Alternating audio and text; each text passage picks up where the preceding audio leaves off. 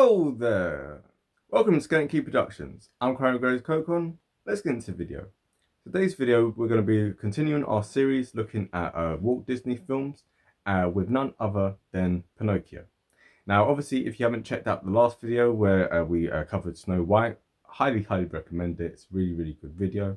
And in that, as we are going to be with all of our film reviews that we're doing, there's going to be a certain a structure that we're going to have for each video. So it's going to be made up of 6 different components. 1 is the story of the story. 2 is the story of the creator. 3 is the story of the studio. 4 are the themes and the history. 5 is the legacy. And 6 is the notable lines and any kind of like effects that are within the film. So buckle up and don't forget, obviously, if you haven't hit the like button already, don't forget to do that. I mean, that's just standard, right? And of course, obviously, subscribe if you haven't already. A big chunk of people watch my videos regularly but haven't subscribed yet. If you're one of those people, you know what to do. I know what you should do. You know that I know that you whatever. But anyway, so yeah, there, do your part and I'm doing my part, right? So without further ado, let's dive in and enjoy the ride. So first of all, looking at the story of the story, right? So Pinocchio is in many ways the kind of opposite of Snow White. What I mean by that is that Snow White was a very short story which got turned into a long film. Pinocchio is the opposite in the sense that, you know, the original thing was a novel. And the novel was called The Adventures of Pinocchio, and this was by Carlo Collodi. Yeah, I think I pronounced his name probably incorrectly. But this was an Italian dude, so he wrote this novel back in 1883. And within that, there's a lot of differences, yeah, between how Pinocchio is portrayed in that compared to within the Disney film. Now, Collodi originally, when he started writing it, he wanted Pinocchio to be a very mischievous and a really unlikable character, and he was supposed to serve as a kind of warning to people, yeah, especially to like young boys, not to follow his example. So he wanted to make him really rude and like really horrible in order for people to be like, right, don't end up like him. And originally there was meant to be, you know, the ending for that was meant to be a really tragic one in which the fox and the cat end up executing Pinocchio. So yeah, kind of dark, right? But yeah, but Collodi, he added on a few more stories and stuff, and so there's more of a kind of like character arc. We'll talk about this a little bit later. It's very much like the kind of Odyssey in many ways. It's kind of, you know, a big like journey and a big character arc. But with the Disney one, it's very much more streamlined, and also, you know, Pinocchio is a lot more likable, but we'll talk about that a little bit later. Also as well, the famous thing where his nose ends up growing anytime he lies. In the original book, it's only when he's under stress, right? So there's only one time within the Adventures of Pinocchio where his nose grows for lying. The rest of the time, it's just any time he's under stress, right? So the association we have with Pinocchio's nose when people are lying, actually, no, it's whenever he's under stress. That's what it was in the original. Now, in terms of what Walt Disney did, obviously he made him more innocent and more likable, and also as well, many of the different parts of the story, because obviously it's a huge novel, a lot of that got kind of like streamlined, and you know, there are a few little changes as well, yeah, just to make the story a lot more kind of like palatable, yeah, especially like for like younger audience, right? So without further ado, now we're going to dive into the plot of it. So if you haven't seen it already, spoiler alert. As I said in the other ones, I love spoilers because it lets you know whether it's worth watching the film or not, and also it kind of gives you an idea of what to look for. I personally like spoilers. If you don't like them, it's the wrong channel for you. Yeah, meh. So anyway, yeah, so the plot, Geppetto, he's a little kind of like you know, wood maker and stuff, yeah, like, you know, he makes little toys and clocks and everything out of wood. And one of the things that he makes one night is a little kind of wooden mannequin, right? So, and it looks like a little wooden boy. And later that night, he makes a wish on a wishing star that this little puppet here would one day turn into a real boy. And so later that night, you know, so they got a little Jiminy Cricket. So he's just a cricket who's kind of like got his way into Geppetto's house. And he ends up being woken up by a fairy, right? So there ends up being the blue fairy. And she comes in and she grants Geppetto's wish to make Pinocchio a real boy. Well, Kind of, because while he can, walk and talk and do lots of other things, that a normal boy could do, at the same time he still is made out of wood and he isn't really a full-fledged boy yet.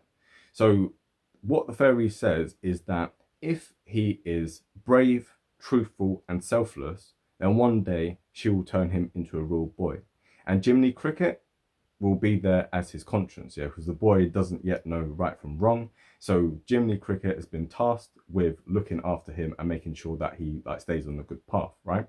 So the next day, Geppetto dresses Pinocchio, sends him off to school, and on the way to school, Pinocchio ends up getting stopped by Honest John and by Gideon.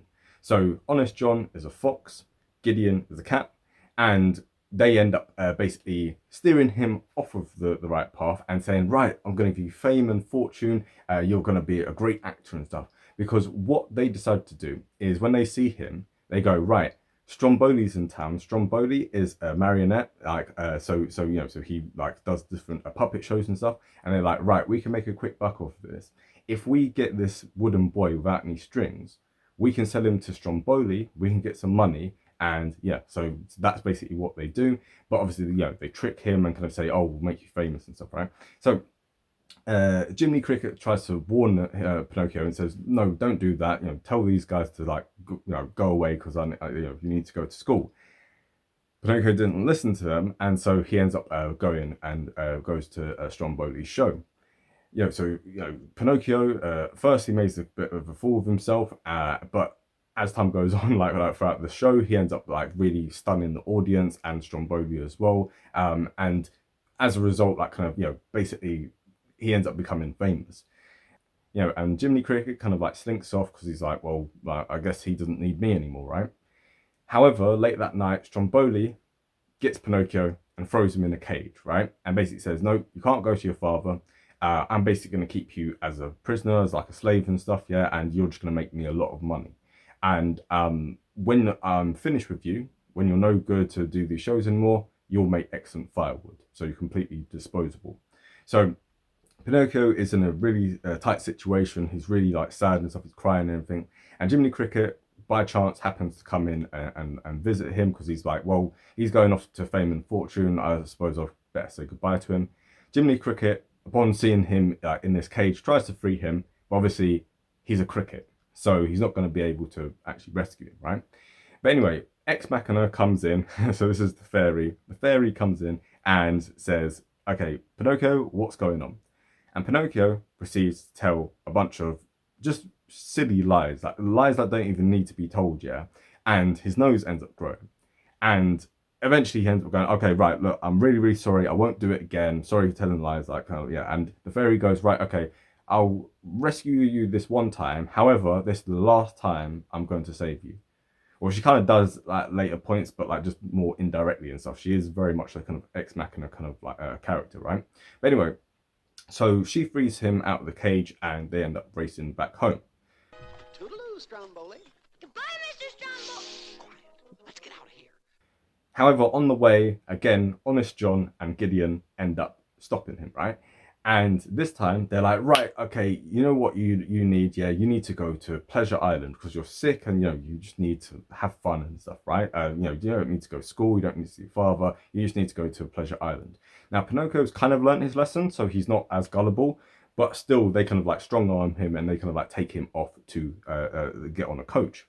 So there's a coachman who has a very sneaky plan, and he offers Honest John and Gideon a lot of money for naughty boys, right?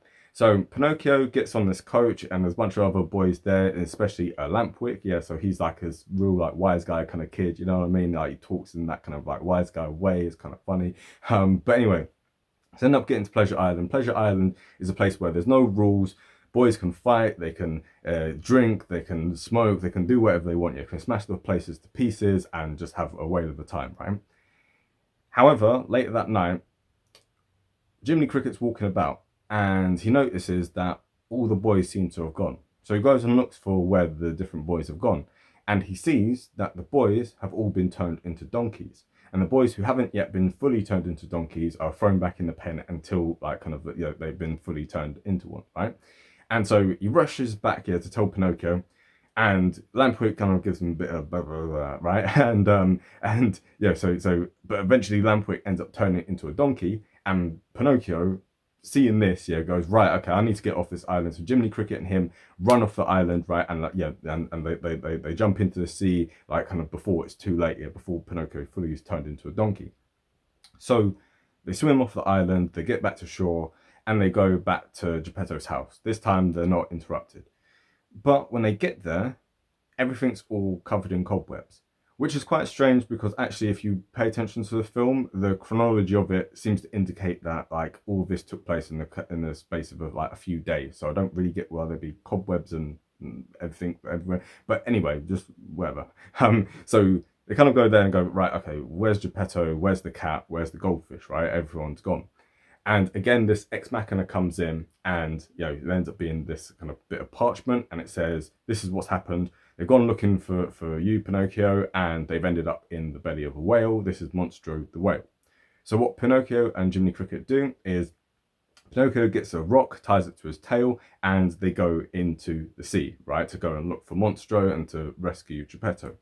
So Geppetto is locked up inside the belly of the whale, and you know, Pinocchio needs to find a way of getting inside him, right? Actually, that sounded quite dodgy. So if he finds a way of like coming inside, no, he enters it. No, he's inside the whale. Okay, that's all I can say. Any which way I say it, it's going to just sound weird. But anyway, so he ends up inside the whale, and Geppetto, you know, so Geppetto's there kind of like fishing for whatever like comes into the whale's mouth as well, because it's the only way that he's gonna survive. And he whisks Pinocchio out of the water, and father and son are kind of reunited and stuff. But Pinocchio doesn't waste any time. He's like, right, okay, what we need to do, we need to get out of here. We're going to set fire to the ship that we're on, and we're going to get onto this little raft that the father had already built, and with the smoke, it's going to make the Monstro sneeze, and when he sneezes, this is how we're going to get out. So they do this, and they end up getting out, but Monstro is really, really annoyed, and so he decides, right, I'm going to like go after Geppetto and Pinocchio. So this doesn't end up kind of working out for him too well, ends up getting crashed up against the rocks, but, you know, Geppetto and Pinocchio end up getting washed up on shore, but from the seams of it, Pinocchio is dead. So they go back to the house, and everyone's mourning the death of Pinocchio, but the Blue Fairy comes back, and basically, because Pinocchio has been brave, he's been truthful, and he's been selfless in the act of saving his father from the belly of the whale, she brings him back to life and grants him the wish, which is basically he's now a real boy. And Jiminy Cricket ends up getting a gold star as a reward, you know, and everything ends happily ever after. So that's the plot of the story, and now we're going to go into the rest of it. So we're going to be talking about the story of the creator. Now, of course, with the story of the creator, we've already spoken about Carlo Collodi, but in terms of how it, you know, that story interjects with Walt Disney, so you had one of the animators who was on the team called Norm Ferguson. He presents the story to Walt Disney, and Walt Disney, he's so infused by this, he decides that, you know, the next film they were going to do was going to be Bambi. That ends up being shelved until 1942 because they're like, no, we want to, you know, this is a really good story, this will sell really well. So work starts on this, but first of all, obviously, like we said, it's the opposite of Snow White. So with Snow White, this is a very short story, you turn it into a big film. This, the novel is very, very long, and so to condense it now into a children's film means that some things are going to have to be left out. So originally, the person that they get to do the script for this is Bianca Maggioli. I think that's how you pronounce her name. So she ends up working on it. However, this is a problem that I found as a script writer as well, right? Is when you're trying to adapt a full-length book into a script, you have problems in the sense of, you know, basically, if you're very true to the original, you end up having the problem where the film would end up being far too long. If, however, you end up cutting things out, then some of the integrity of the original story ends up being lost, right? And it ends up becoming very, very separate from what the original was. And so the original script that Bianca Majoli did, it just stuck too closely to the actual original. So what Walt Disney decided instead was he decided that Pinocchio was going to be a lot more of a kind of like likable character rather than the kind of like, you know, mischievous kind of unlikable character that you have in the original. And also they decided that Jiminy Cricket was going to be much more, first of all, much more human-like, and also was going to be much bigger of a character, than he was in the original. Because in the original, you know, there's a cricket and Pinocchio ends up squishing him, and then occasionally the you know, the ghost of the cricket comes back to kind of like torment Pinocchio. However, they decided for him not to get squished and for him to kind of stay and be the conscience of the boy. You know, so they worked on all these different things, and in total there ended up being 7 writers. Many of these had been in Snow White, but you also had some new ones. We've got them on screen now. And one of the things that they really struggled with, was obviously how much like a puppet and how much like an actual cricket should we make Pinocchio and Jiminy Cricket respectively. Because in the original sketches, for Pinocchio and Jiminy Cricket, what they had was, for instance, Jiminy Cricket with like large antennae, and they had Pinocchio looking like a little wooden puppet would be. However, what they decided afterwards was that actually, instead of looking at like what the real life things would be and turning them to look more human, what they instead decided to do was to do the opposite. So make a cute looking boy and make like a kind of a human, like more like a little man, and make them less human, right? So rather than like having like a wooden puppet and making it look like a boy, instead have a boy and then make him look a little bit more wooden. And instead of having like a bug, instead have a human and make him a little bit more bug-like. So that way they're much more relatable to the audience, and that way that the audience is able to kind of enjoy them much more and feel a connection with them than they otherwise would if it was just a wooden doll and a little bug. Now, in terms of the story of the studio, there was a lot of different things with this. So obviously, because of the success of Snow White, the Disney Corporation ended up having a lot bigger of a budget than they had before. So this meant that they were able to splash out a little bit on the different actors that they had. So what Walt Disney decided instead was that instead of having an adult doing the voice of Pinocchio, what they wanted instead was to have a child actor. And so who they decided on was Dickie Jones. So Dickie Jones at this age was just 11. He would later go on to be in like loads of different film and stuff. But at the time, he had done a really good performance in Mr. Smith Goes to Washington. So we're going to cover that at a different point down the line. It's really, really classic film. If you haven't seen it, definitely go and check it out. So he's one of the little page boys within the Senate building there. So definitely go check that out. But anyway, so they had him as the voice of Pinocchio. And for Jiminy Cricket, they decided that they were going to have Ukulele Ike, right? So this was Cliff Edwards, so he was like a famous singer at the time. And actually many of the songs which are sung were done by Cliff Edwards, yes. So like, again, because they've got a bigger budget, they're able to splash out a bit more.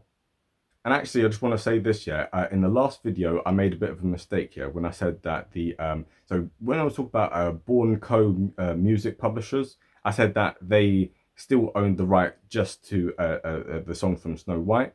Actually, that's not entirely true, because they also owned the rights to the music in Pinocchio. So when, for instance, the song Wish Upon a Star, that is still owned by Born Co. And it's quite interesting actually, because when you wish upon a star, that is still one of the theme songs for Disney. So they used that song quite a lot, When you think about Disney and you think of the music, that's Wish Upon a Star, isn't it? But they still don't technically own the rights to that music, which is again quite interesting. And also as well, in terms of the casting, this is something which kind of really blew my mind. So Gideon the Cat, he is mute throughout the film, and the only time you ever hear anything from him is 2 hiccups.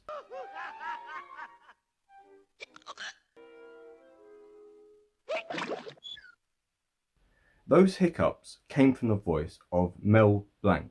Now, who is Mel Blanc? Mel Blanc, for those who have seen Looney Tunes, is all the voices of Looney Tunes. So Bugs Bunny, Daffy Duck, etc.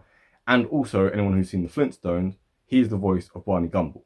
So you have this dude here, and he originally was going to be the voice of Gideon the Cat. However, what they decided is that he was going to be mute, and so so the only things you have of Mel Blanc is the two little hiccups in the thing. So obviously Looney Tunes and Flintstones came out well after this film, so no one knew just how like great like kind of Mel Blanc would be. But without realizing it, Disney ended up missing out on one of the best voice actors of all time being in Pinocchio, and all we get out of him is just two hiccups. It's like you can't believe it. But this is why we look at the story of the studio, because all the kind of background things of, you know, what would have happened if that actor had been chosen, or that actor had more lines, or whatever it is. It's little things like that are just absolutely fascinating to me. And finally, as well, when we talk about the story of the studio, there's also a thing where, you know, in 1936 there was going to be a film called The Adventures of Pinocchio, and this film was going to be Italian. And this actually, if it had come out, would have beaten Snow White as being the first full-length cel animated film. However, for whatever reason, I can't remember the exact reason, I think they ran out of money or something like that, it never actually got released. And so to this day, you still can't see anything other than just a few like little stills that they have from the film.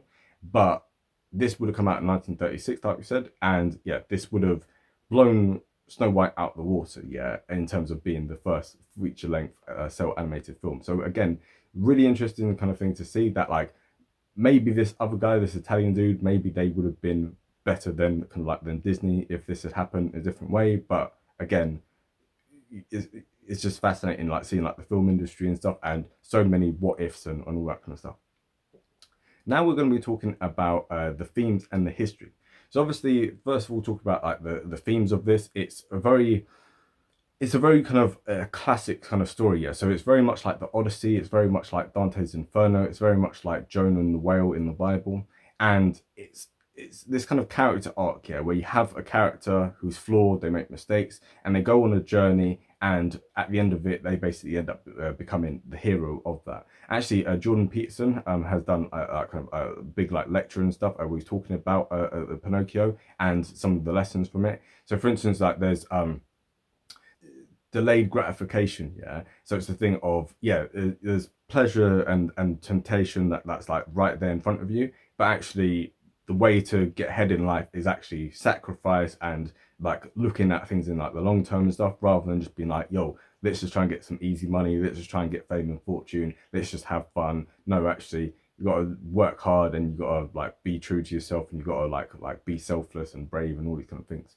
So these are things that are really good like life lessons, but especially it was aimed more at like young boys and stuff, yeah. And actually you can see like how like the young boys kind of like are in the film and stuff, how they get up to all sorts without kind of like adult supervision and without adult guidance. So it really is meant to be a moral story, yeah, especially to young boys, saying that if you don't follow like the righteous path, yeah, if you kind of stray from authority, then you will kind of be like, you know, bad things will happen to you. And this very much kind of like underpins the kind of like morality at the time, like kind of like in it, you know, because it's 1940 and stuff in America, very traditional kind of like family roles and stuff, in terms of, you know, children to be seen, not heard. They have to obey their parents, they have to obey their teachers. So again, it's very much a reflection of the kind of morality at the time, and a thing of this is how a good boy should be. So now we're going to talk about the legacy of the film. So it actually won 2 awards. This was 2 Academy Awards, right? The first one was for the best original song, and the second was for the best original score. Yeah, so that's what ended up winning that year. And the thing is with Pinocchio, it obviously had a much bigger budget, yeah, than Snow White did, yeah. Because of the success of Snow White, it gave the Disney Corporation a lot bigger of a budget to work with. And so you can really see this in the kind of like quality of the thing, which we're going to talk about a little bit later. But also something to note with regard to the budget is they spent a lot more, right? So for instance, kind of, you know, so if you look at Snow White, the budget for that was $1.47 million. So if you convert that into today's money, that's roughly about 24 million or something like that. However, when you look at the budget for Pinocchio, it was 2.6 million, right? So almost twice as much. So in today's money, that's almost converted to being about $53 million. So the thing with this is they end up having so much more of a budget, but it was less commercially successful than Snow White had been. And the reason for that is as a result of 2 things. First of all, World War II, right? So it comes out in 1940. The European and the kind of like Far Eastern markets are kind of, they've got other things to be worried about and stuff, right? Than watching this little cartoon. So it didn't do as well to an international audience. Then also it didn't do as well as Snow White, because Snow White, like we said in the last video, was just so groundbreaking. It's not to say that Pinocchio wasn't groundbreaking, but when you see like the first of something, it's revolutionary. When you see the second thing, you kind of have something to kind of bear it to, right? So Snow White brought the level all the way up here. Pinocchio brings the level to like here. So obviously it's impressive, but it's not as impressive as Snow White was, right? And also as well, something to note is that apparently this year there's going to be a live action Pinocchio that's going to come out.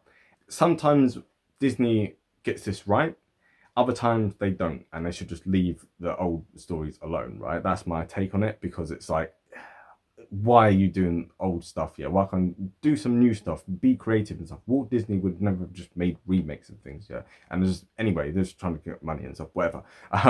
But yeah, so that's something to kind of bear in mind, that obviously it's seen as such a great film that people want to do a homage to it and make a live action version of it for whatever reason, whatever. But now we're going to be talking about the final thing, which is the notable lines and any of the special effects that they had within this. So first of all, before we talk about the kind of notable lines, yeah, there are some Easter eggs, yeah, within the story. So on screen, like quite like early on, and like kind of right at the beginning, when they open the story of Pinocchio, in the corner there they have Peter Pan and they have Alice in Wonderland. So these two films don't come out until the 1950s, but it gives you an idea of what the Disney studios were kind of like thinking of. Yeah, so this is the kind of ideas that people bouncing off, and they were like, oh, we want to do this at some point, but obviously we've got to we've got other things that they want to do first. So it gives you kind of insight to that. And talk about the special lines. First of all, obviously they have this one, which is classic. Who's there? It's me. Oh, it's me. Huh? You buttered your bread? Now sleep in it.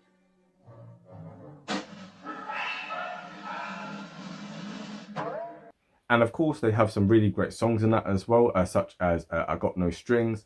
And of course, they have a Wish Upon a Star, right? So these are really classic songs, yeah. So watch the film and you'll be blown away that when these songs come on.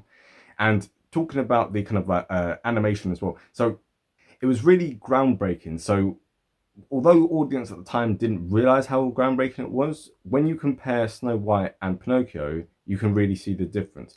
A, having the bigger budget, and B, having more experienced animators, yeah, because obviously they'd worked on Snow White, and also as well Disney had set up his own kind of like animator school to get people like drawing in like the way that he wanted it to at a mass level.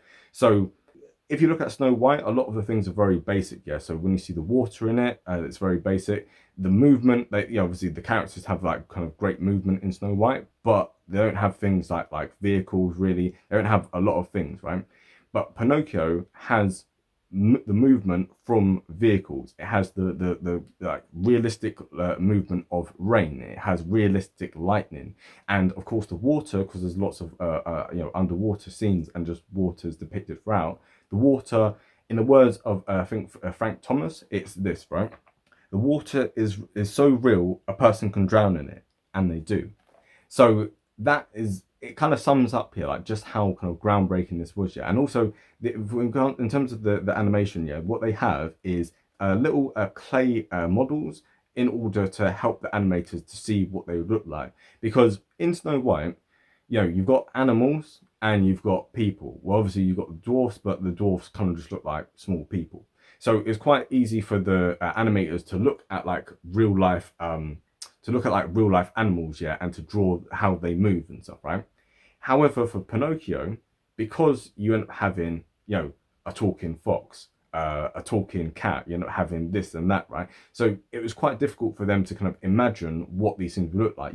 Like crickets don't look like Jiminy Cricket, yeah.